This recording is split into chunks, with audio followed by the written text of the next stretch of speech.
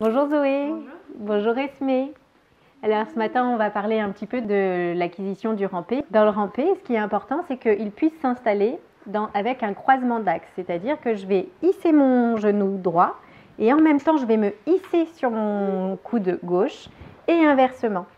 Ce qui est important c'est que l'enfant puisse utiliser ses deux côtés pour pouvoir bien le réaliser. Pourquoi? Parce que j'ai deux côtés dans mon corps, j'ai le côté droit, j'ai le côté gauche. Quand je sollicite ma main droite, je viens solliciter mon hémisphère gauche. Quand je sollicite ma main gauche, je viens solliciter mon hémisphère droit. L'hémisphère gauche, il va gérer tout ce qui est de l'ordre du langage oral, du langage écrit, alors que l'hémisphère droit, il va gérer toute la question de l'organisation, de la créativité.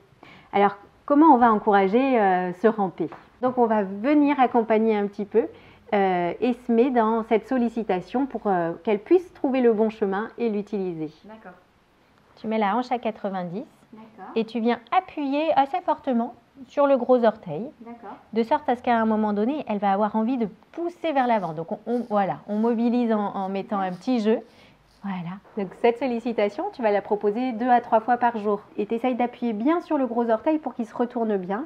Et la hanche à 90, et en fait, elle va pousser dessus.